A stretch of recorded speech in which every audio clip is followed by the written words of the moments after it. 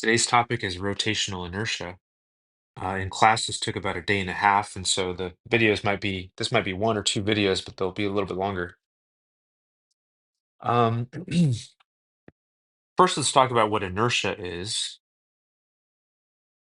And inertia is the tendency of an object to resist a change in velocity. And I keep coming back to this idea of like a boulder. Let's say there's a boulder on the ground and you're trying to move it. It has zero velocity at first, and you're trying to change it to have some magnitude of velocity. Well, it's going to resist that change, right? And I'm thinking about Indiana Jones and the Temple of Doom. If that boulder is moving with some velocity and you want to bring it to a stop, okay, again, it's going to resist a change in that. So in the movie, you just try to outrun it. Objects have no problem moving at velocity, but they resist the change in that velocity. And so I think about, when I teach astronomy, I was thinking about Voyager, which is a probe that was sent out into the solar system. And right now it's actually flung out past the solar system. It's in interstellar space. And it's moving at some very fast velocity. And again, it has no problem doing that, even without propulsion. It's just moving at that velocity and it will continue. Uh, so what we're talking about here is the change. And the measure of inertia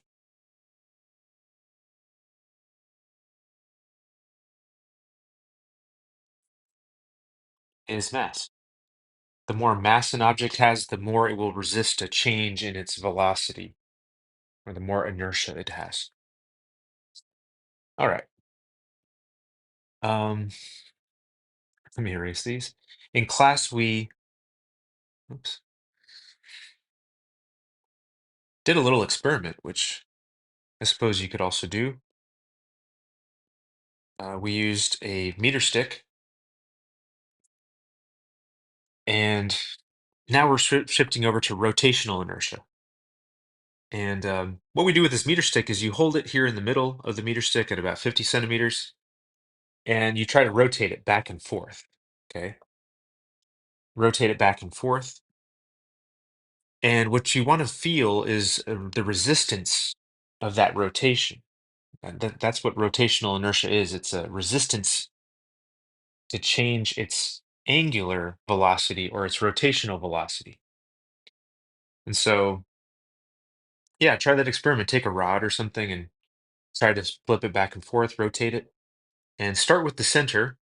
But then next try at the end of the meter stick or rod and try to rotate it, using your hand as the axis of rotation. And try to see which one has more resistance to being rotated. And in class, we did this. This was a lot easier. This top one was a lot easier to rotate as opposed to this one. This one had more resistance. So we would say this one has more rotational inertia.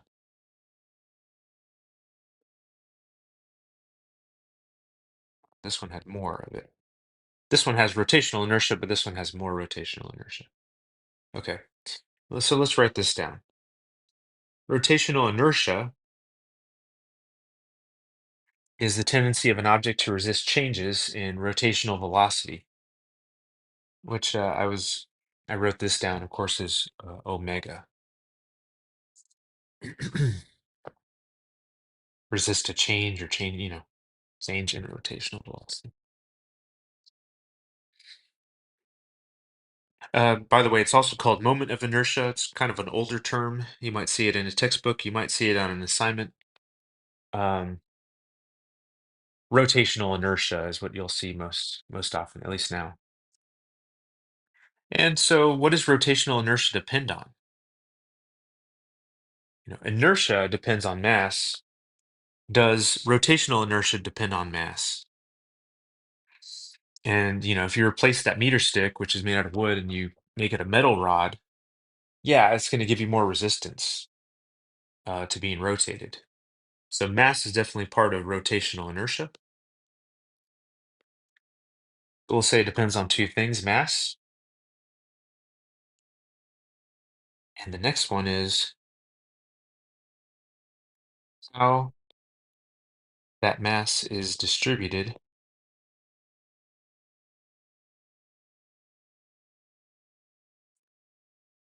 relative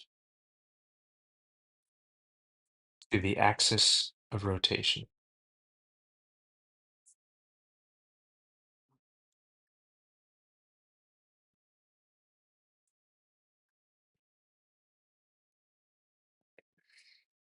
So let's go back to our example. Here, this meter stick and this meter stick, I didn't draw them the same length, okay? It's the same meter stick, same mass. The mass is the same. So in this case, that's not the factor. It's how the mass is distributed. Here you have half of the mass distributed going up to 50 centimeters away, and here you have, again, the other half going to about 50 centimeters away. From here, and I'm going to cheat a little bit, I'm going to say that we're holding it at the very end. You have about half of the mass going to 50 centimeters, but then the other half is beyond, 50 centimeters up to a meter. And so the way this works is, let's come down here. Definitely want to write this down and understand this. The farther the mass is from the axis of rotation, the greater the rotational inertia. So you can kind of use this as a general rule to compare objects and, qualitatively determine if one has greater rotational inertia. Okay. And we had an example in class. I don't know if my pictures do this justice, but we had a disk, which, by the way, a disk it's kind of like a cylinder, but it's got some thickness to it. We had a wooden disk, so this whole thing is, this whole disk has material, it has wood. It's got a radius r, which I don't know what it is, but it's some length. And we have a ring. This is a metal ring. Of course, there's nothing here in the middle. It's the ring. And all the mass here is on the perimeter here, on the outside, a distance r from the center. Same radius. And by the way, the metal and the wood have the same mass. And suppose we were to rotate them about the center of mass, which is what I labeled as Cm. And the question is, which one has greater rotational inertia? And so we'd go back to that statement that I wrote in purple. The farther the mass is from the axis of rotation, the greater the rotational inertia. The ring has all of its mass at distance r from the center of mass, from the axis of rotation there. Whereas the wood, yeah, it has some mass out here at distance r, but it also has mass. You can think of concentric circles. It has mass very close to the center. So this one has greater rotational inertia, the ring. Should say greater. And this one. This one also has rotational inertia, but it has less than that one. So we put them in class on a ramp. And it's hard to draw this, but they were both side by side. So there's one, and then the other one was behind it. And we released them from rest. And the question is, which one gets here first? Because as they go down, they have to roll. And the one with greater rotational inertia will resist that rotation, and so therefore get to the bottom in more time. And of course, the ring will take longer to get down here. The wooden disc, in fact, got here faster. It has less rotational inertia. Let's jump into some examples. Oh, well, first we need some formulas. Inertia is just measured with mass. Rotational inertia we have to use formulas depending on the shape of the object. So clearly here we have a ring and a disk. They have you have to calculate that rotational inertia. So let's come out here. I forgot to erase this, but here we go.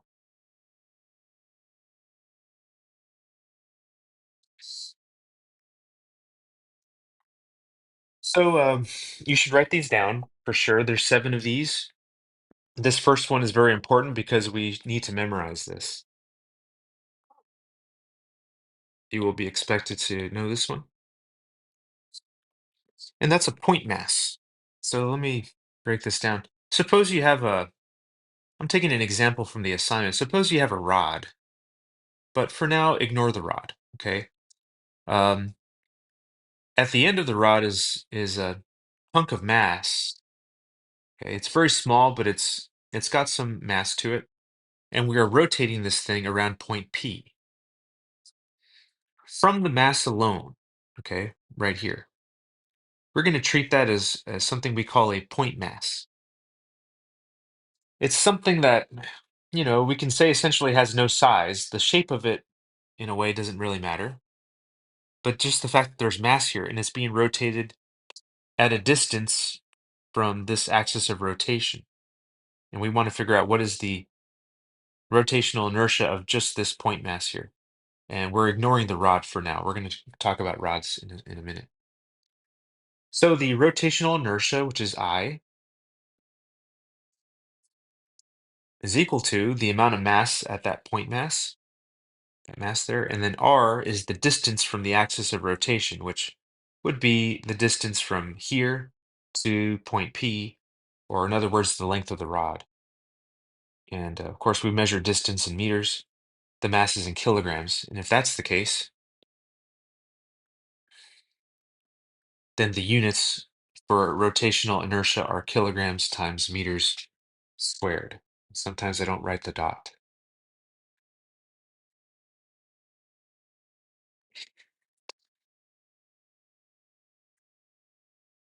And so just to be clear, again, we're rotating around point P, but we're only thinking about that point mass there.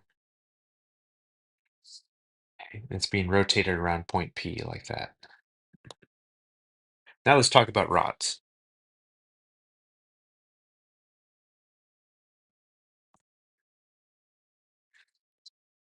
Let's say we are rotating a rod about its center of mass. And so here I have the rod, and we are rotating it like I showed here in this picture around the center of mass, and the rod has length L. Then the rotational inertia about the center of mass for this rod is the mass times the length squared over 12. That's the formula for it.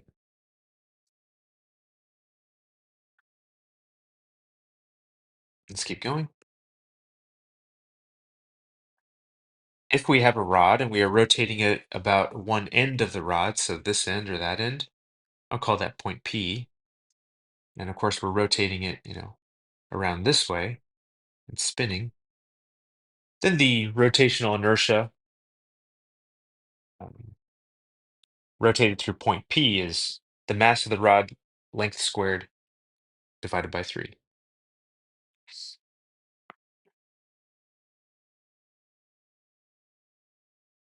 So you have a cylinder or a disc rotated about its center of mass,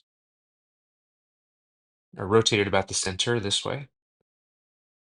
And the disc has mass capital M, and it has a radius capital R squared divided by 2. And so here you might notice that, we've used R before, we're using capital R. We'd like to use that as just a distance, lowercase r. Capital R means the radius of this disk,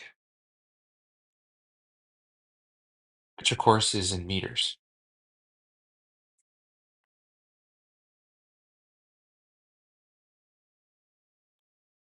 Let's keep going. Let's say we have a hoop or a ring rotating about its center of mass. I took a long time to make this one. Of course, there's material here. This is a ring or a hoop. The faster way to draw a hoop or a ring is just draw a circle and then just draw another circle. Okay, don't waste time like I did trying to draw it nice and neat. Didn't even come out that way. The rotational inertia for this hoop or ring is m, the mass that is here in the ring, and times the radius squared. A solid sphere, like a marble or a billiard ball, something like that, rotated around its center of mass.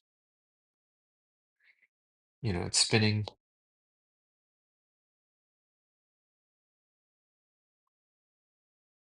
Oh, I tried.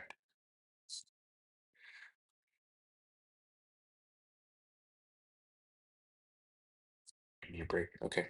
You guys get the idea. And it is rotating around its center of mass. The rotational inertia is 2 times the mass times the radius squared over 5, or 2/5 mr squared. So sometimes I say 2/5 mr squared. This is the same. These are the same expression. And the last one we'll need to know is a thin-walled hollow sphere rotating about its center. An example would be like a basketball. The rotational inertia through the center of mass is 2/3 mr squared.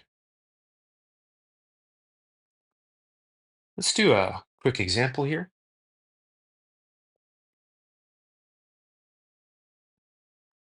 Let's say we have a disk. Mass is 1.5 kilograms. The radius is 0.3 meters. What is the rotational inertia through the center of mass? This would be equal to mr squared over 2. And even I've had trouble memorizing all of these. You only need to memorize the point mass equation, but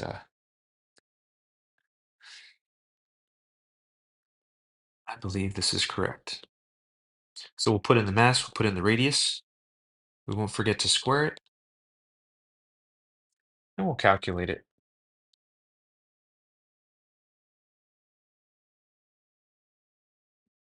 This comes out to 0.6, I'm sorry, 0.0675. And the units are lowercase k, kg, times meters squared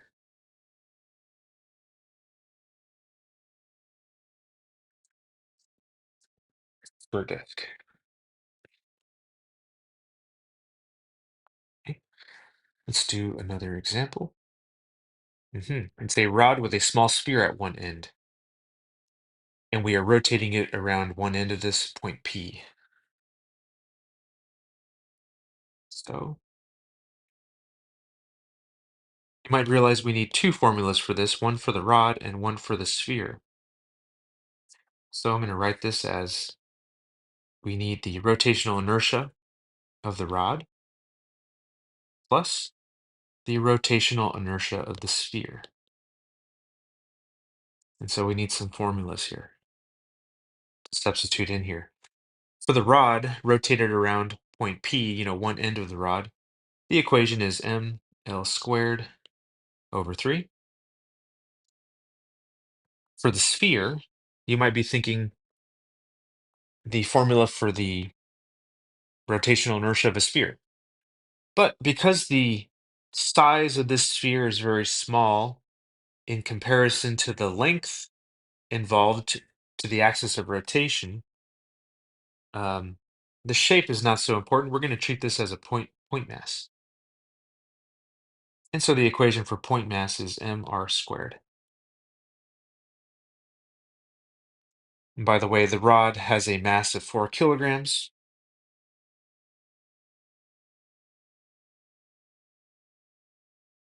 Length of 3 meters, and the sphere has a mass of 2 kilograms. So the mass of the rod is what we need here. This is 4. The length of the rod, which is 3 squared, over 3. Now we need the mass of the sphere. That's 2. And we need r, which is not radius. but it is the distance from the sphere to the axis of rotation. Coincidentally, is L. So we'll just write 3 and then squared.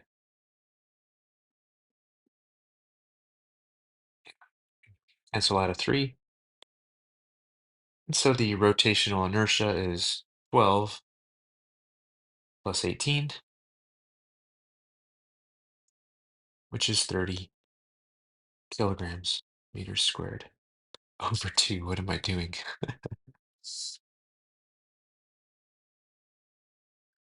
Kilogram meters squared.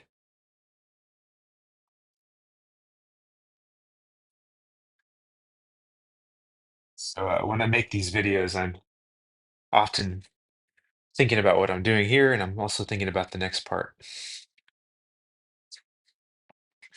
So sorry about that mistake.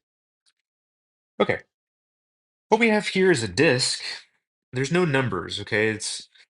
We have a disk and a rod, and you can imagine that they are kind of stuck together, and they are rotated around the center of mass here, an axis of rotation that goes through that center of mass.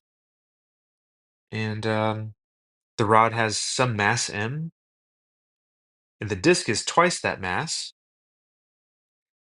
The disk has a radius r, and the length of the rod is 4 times that distance, 4 times that radius length. And we want to know what is the rotational inertia of this object. And so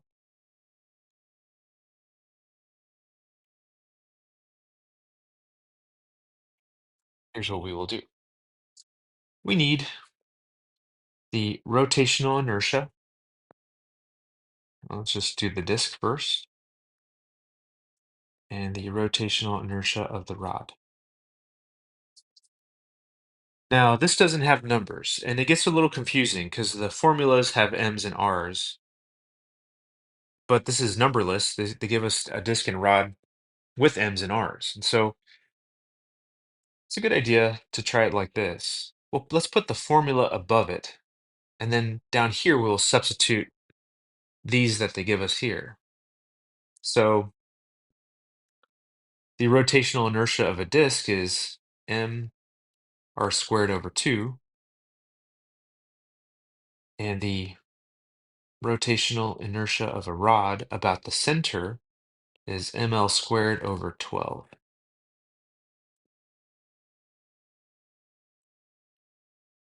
So now we'll come down here, and now we'll substitute with the values given to us for the disk. The mass is 2m. The radius is r, so this stays as r squared over 2. The mass of the rod is capital M. The length of the rod is 4r. So be very careful here. The length is 4r like this. We're going to put that in parentheses. It is not 4 times the length, which would be r squared. That is wrong, because 4r is the length. This is 4r squared over 12.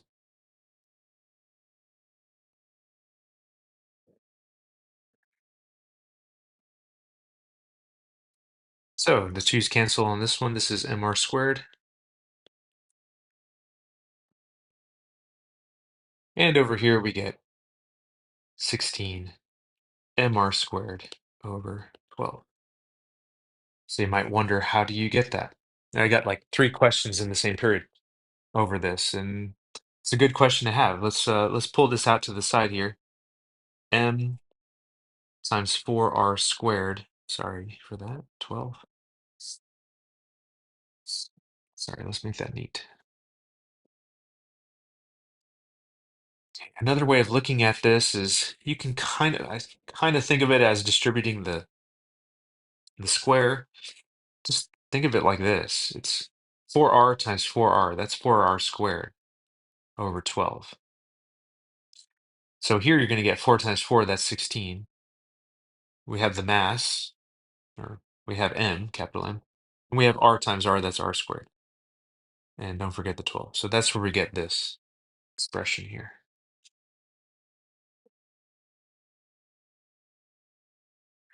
pretty useful way of looking at things is really just writing this twice. Sometimes if something's to the third power, you can write it out three times, and it's a little more clear as to what's going on there.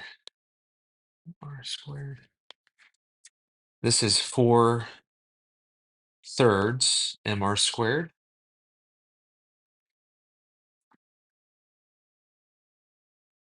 And so we want to combine these because they both have, mr squared in them.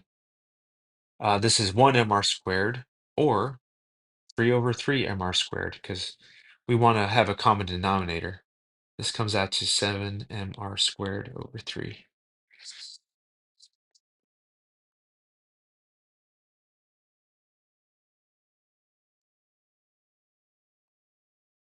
which we're going to use actually in a later um, example. We're going to come back to this, to that shape there, to that object. Okay. So here's a good question. What if the axis of rotation is through some other point? So we have a rod here. Let's suppose originally the axis of rotation is through the center of mass here, and we've already figured out the rotational inertia through the center of mass. What if it's rotated through some point P, but the axes are parallel? It's hard to draw, you know, this is going through here, and then this axis is parallel with it, but now we're rotating it around point P. Is there a way to figure out the rotational inertia about point P? On the other hand, yeah, if we are rotating the sphere through the center of mass, but what about point P,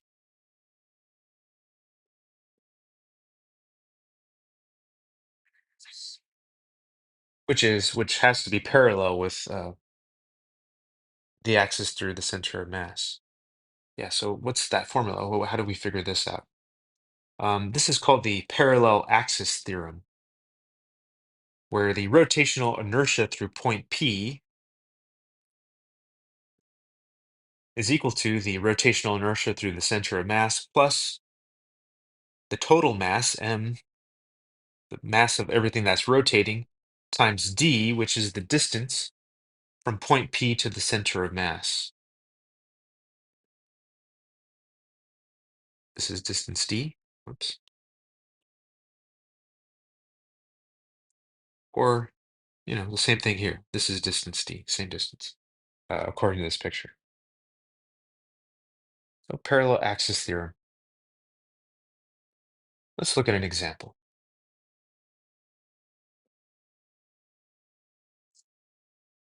Okay. So here we have a hoop,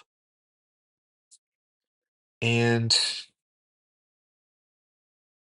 we want to know what is the rotational inertia through point P, some point P here on the radius of that, or I'm sorry, on the edge of that hoop. Okay, so we can use the parallel axis theorem.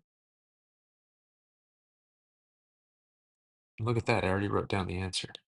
I wrote down this plus n t squared. Cool. So the rotational inertia through the center of mass for a hoop is mr squared. We'll just copy this down here. Actually, let's back up. Times md squared. D is the distance between them, which happens to be r. So I'm just going to write it as mr squared. It's a coincidence. It won't always be like this, but it's a coincidence here that they are both the same term. You can write it as 2mr squared, or you can plug in the numbers and do it more slowly if you want to. The mass of the hoop is 3 kilograms. The radius is 1.2. And so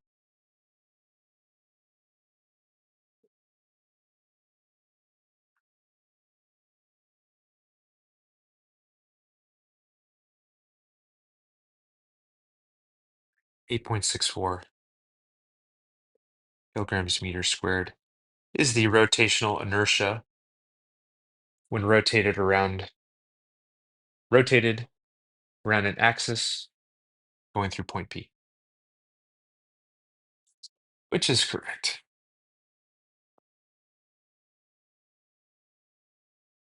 Okay, suppose we have a rod mass m, length L, but it's rotated at one end, and let's suppose we don't know what the formula is for that because we do know the formula.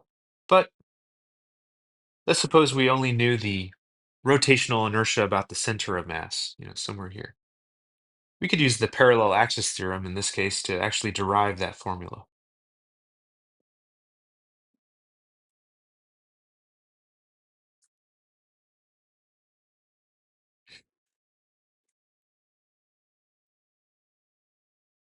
And so the rotational inertia through the center of mass of a rod is m L squared over 12. And this is times m.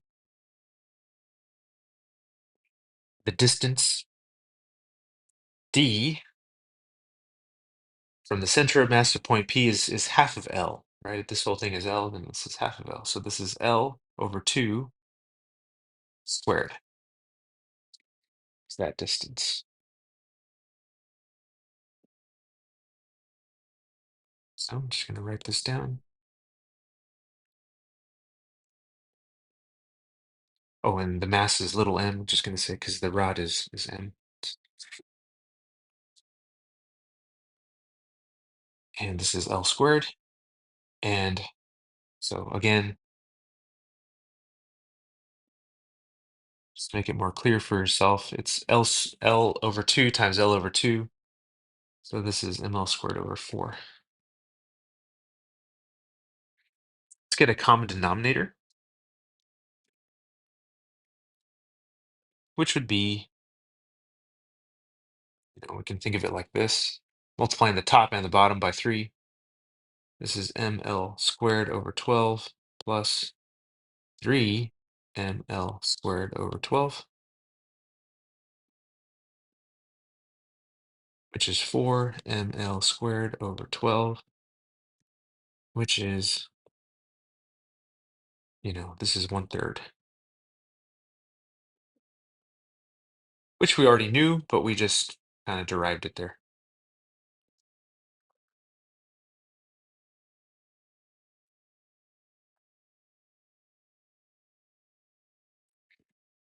Cool.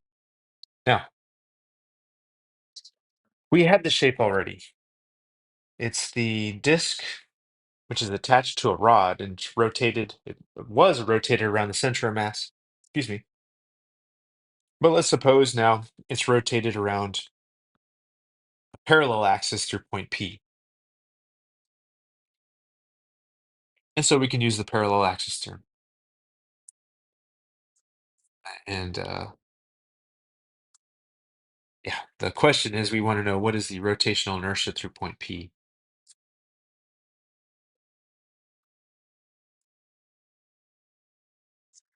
So the good news is we already know the rotational inertia through the center of mass. We just did this one. This was the 7/3 mr squared.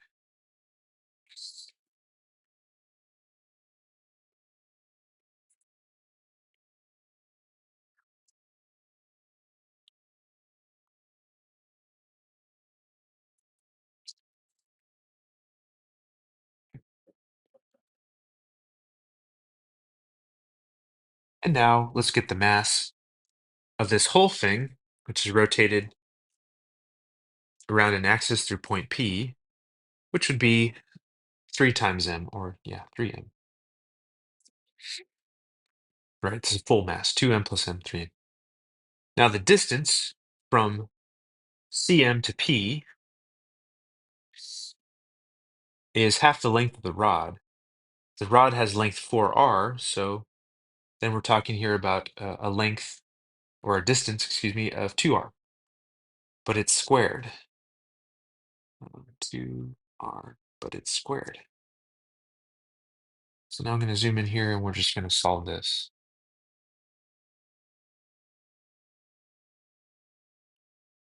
It's just algebra now. 2 squared is 4 times 3 is 12. Mr squared. All right, you can expand that out and show that to yourself here. So we're going to get this under a common denominator. Um, so this needs a 3 down here. 3 on the bottom multiplied by 3 on the top, that's 36. So this is 7 thirds mr squared plus 36 mr squared over 3. Right? Just think times 3 over 3. So 36 plus 7, that's 43. Mr squared over 3 is the rotational inertia about point P. Okay, well, that looks like it's it.